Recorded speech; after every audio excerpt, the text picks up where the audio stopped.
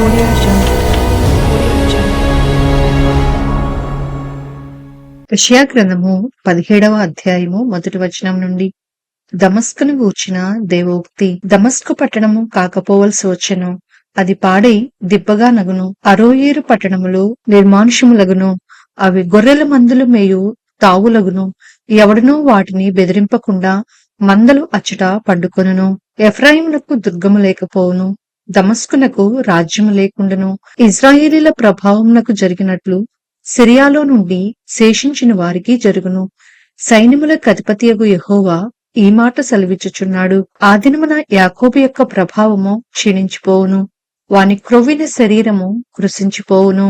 చేనుకోయువాడు దండ్లు పట్టుకొనగా వాని చెయ్యి వెన్నులను కోయినట్లుండును. రెఫాయీము లోయలో ఒకడు పరిగ ఏరునట్లుండును.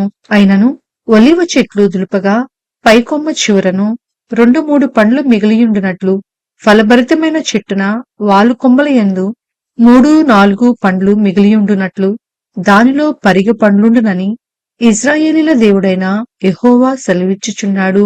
ఆ దినమున వారు తమ చేతులు చేసిన బలిపీఠముల తట్టు చూడరు, దేవతాస్తంభమునైనను సూర్యదేవతా ప్రతిమలనైనను తమ చేతులు చేసిన దేనినైనను లక్ష్యము చేయరు.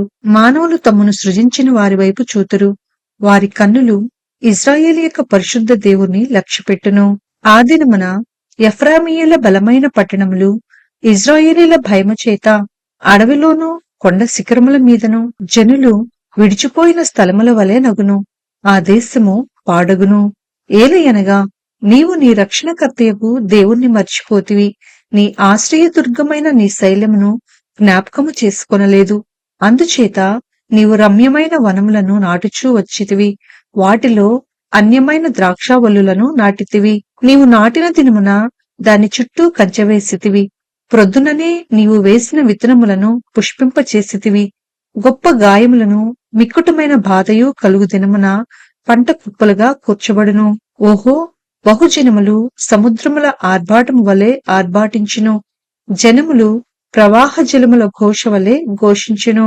జనములు విస్తార జలముల ఘోష వలె ఘోషించును. ఆయన వారిని బెదిరించును, వారు దూరముగా పారిపోవుదురు. కొండమీద పొట్టు గాలికి ఎగిరిపోవునట్లు, తుఫాను ఎదుట గిరగిరా తిరుగు కసుపు ఎగిరిపోవునట్లు వారును తరుమబడుదురు. సాయంకాలమున తల్లడిల్లుదురు, ఉదయము కాకమునుపు లేకపోవుదురు.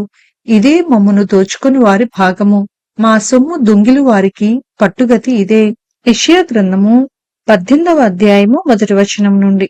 ఓహో, కూషు నదుల అవతల తటతట కొట్టుకొనుచున్న రెక్కలు గల దేశమా, అది సముద్ర మార్గముగా జలముల మీద జమ్ము పడవలలో రాయబారులను పంపుచున్నది. వేగిరపడు దూతలారా, ఎత్తైన వారును నునుపైన చర్మము గల వారునగు జనమునొద్దకు, దూరములోనున్న భీకర జనమునొద్దకు పోవుడి.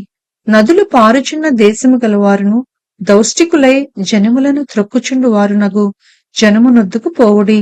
పర్వతముల మీద ఒకడు ధ్వజమెత్తునప్పుడు లోక నివాసులైన మీరు, భూమి మీద కాపురముండు మీరు చూడుడి. బాకా ఊదునప్పుడు ఆలకించుడి. యెహోవా నాకీలాగు సెలవిచ్చియున్నాడు, ఎండ కాయచుండగాను వేసవి కోత కాలమున మేఘములు మంచు కురియుచుండగాను నేను నిమ్మళించి నా నివాస స్థలమున కనిపెట్టుచుందును. కోతకాలము రాకమునుపు, పువ్వు వాడిపోయిన తరువాత ద్రాక్షకాయ ఫలమొగుచుండగా ఆయన పోటకత్తుల చేత ద్రాక్ష తీగలను నరికి వ్యాపించు లతాతంతులను కోసివేయును. అవి కొండలలోని క్రూర పక్షులకును భూమి మీదనున్న మృగములకును విడవబడును. వేసవి కాలమున క్రూర పక్షులను, శీతాకాలమున భూమి మీదనున్న మృగములను వాటిని తినెను. ఆ కాలమున ఎత్తైన వారును, నునుపైన చర్మము గల వారును, దూరంలోనున్న భీకరమైన వారును, నదులు పారు దేశము గల వారునై ఉన్న దౌష్టికులగు ఆ జనులు సైన్యములకు అధిపతియగు యెహోవాకు అర్పణముగా ఆయన నామమునకు నివాస స్థలముగా నుండు సియోను పర్వతమునకు తేబడుదురు. యెషయా గ్రంథము 19వ అధ్యాయము మొదటి వచనం నుండి. ఐగుప్తును గూర్చిన దేవోక్తి.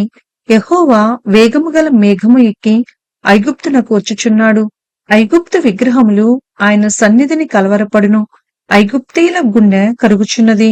నేను ఐగుప్తుల మీదికి ఐగుప్తీయులను రేపెదను, సహోదరుల మీదికి సహోదరులు, పొరుగువారి మీదికి పొరుగువారు లేచెదురు. పట్టణముతో పట్టణము యుద్ధము చేయును, రాజ్యముతో రాజ్యము యుద్ధము చేయును. ఐగుప్తీయుల యొక్క శౌర్యము నశించును, వారి ఆలోచన శక్తిని నేను మాన్పివేసెదను. కావున వారు విగ్రహముల యొద్దకును, గొణుగువారి యొద్దకును, కర్ణ పిచాచి గల వారి యొద్దకును, సోదెగాండ్ర యొద్దకును విచారింప వెళ్ళుదురు. నేను ఐగుప్తీయులను క్రూరమైన అధికారికి అప్పగించెదను, బలత్కారుడైన రాజు వారి నేలును అని ప్రభువును సైన్యములకు అధిపతియునగు యెహోవా సెలవిచ్చుచున్నాడు. సముద్ర జలములు ఇంకిపోవును, నదియును ఎండి పొడినేల అగును, ఏటి పాయలును కంపుకొట్టును, ఐగుప్తు కాలువలు ఇంకి ఎండిపోవును, రెల్లును తుంగలును వాడిపోవును. నైలు నది ప్రాంతమున దాని తీరముననున్న బీడులను, దాని యొద్ద విత్తబడిన పైరంతయు ఎండి కొట్టుకుని పోయి కనబడకపోవును. జాలరులను దుఃఖించెదరు, నైలు నదిలో గాలములు వేయవారందరూ ప్రలాపించెదరు. జలముల మీద వలలు వేయువారు కృశించిపోవుదురు. దువ్వెనతో దువ్వబడు జనపనార పని చేయువారును, తెల్లని బట్టలు నేయువారును సిగ్గుపడుదురు. రాజ్యస్తంభములు పడగొట్టబడును, కూలి పని చేయువారందరూ మనోవ్యాధి పొందుదురు. ఫరో యొక్క జ్ఞానులైన ఆలోచనకర్తలు, సోయను అధిపతులు కేవలము అవివేకులైరి. ఆలోచన శక్తి పశుప్రాయమాయను. నేను జ్ఞాని కుమారుడను, పూర్వపు రాజుల కుమారుడనని ఫరోతో మీరెట్లు చెప్పుదురు? నీ జ్ఞానులు ఏమైరి? సైన్యములకు అధిపతియు యెహోవా ఐగుప్తును గూర్చి నిర్ణయించిన దానిని వారు గ్రహించి నీతో చెప్పవలెను కదా. సోయను అధిపతులు అవివేకులైరి, నోపు అధిపతులు మోసపోయిరి. ఐగుప్తు గోత్ర నిర్వాహకులు అది మార్గము తప్పునట్లు చేసిరి. యెహోవా ఐగుప్తు మీద మూర్ఖత గల ఆత్మను కుమ్మరించి ఉన్నాడు. మత్తుడు తన వాంతిలో తూలిపడునట్లు ఐగుప్తును తన పన్ని అంతటి విషయమై వారు తూలచేసి ఉన్నారు. తల అయినను, తోక అయినను, కొమ్మ అయినను, రెల్లైనను ఐగుప్తులో పని సాగింపు వారెవరునూ లేరు. ఆ దినమున ఐగుప్తీయులు స్త్రీల వంటి వారగుదురు. సైన్యములకు అధిపతియగు యెహోవా వారిపైన తన చెయ్యి ఆడించును. ఆడుచుండు ఆయన చెయ్యి చూచి వారు వణికి భయపడుదురు. యూదా దేశము ఐగుప్తునకు భయంకరమగును. తమకు విరోధముగా సైన్యములకు అధిపతియునగు యెహోవా ఉద్దేశించిన దానిని బట్టి ఒకడు ప్రస్తావించిన ఎడల ఐగుప్తీయులు వణుకుదురు. ఆ దినమున కనాను భాషతో మాటలాడుచు యెహోవా వారమని ప్రమాణము చేయు 5 పట్టణములు ఐగుప్తు దేశంలో ఉండును. వాటిలో ఒకటి నాశనపురము. ఆ దినమున ఐగుప్తు దేశము మధ్యను యెహోవాకు ఒక బలిపీఠమును, దాని సరిహద్దునొద్ద యెహోవాకు ప్రతిష్ఠితమైన ఒక స్తంభమును ఉండును. అది ఐగుప్తు దేశంలో సైన్యములకు అధిపతియగు యెహోవాకు సూచనగాను సాక్షార్థముగాను ఉండును. బాధకులను గూర్చివారు యెహోవాకు మొర్రపెట్టగా ఆయన వారి నిమిత్తం సూర్యుడైన ఒక రక్షకుని పంపును. అతడు వారిని విమోచించును. ఐగుప్తీయులు తెలుసుకున్నట్లు యెహోవా తన్ను వెల్లడిపరుచుకొనును. ఆ దినమున ఐగుప్తీయులు యెహోవాను తెలుసుకొందురు. వారు బలి నైవేద్యములను నర్పించి ఆయనను సేవించెదరు. యెహోవాకు మ్రొక్కుకొనెదరు. తాము చేసుకొనిన మ్రొక్కుబడులను చెల్లించెదరు. యెహోవా వారిని కొట్టును, స్వస్థపరచవలెనని ఐగుప్తీయులను కొట్టును. వారు యెహోవా వైపు తిరగగా ఆయన వారి ప్రార్థనను అంగీకరించి వారిని స్వస్థపరచును. ఆ దినమున ఐగుప్తు నుండి అష్షూరుకు రాజమార్గం ఏర్పడును.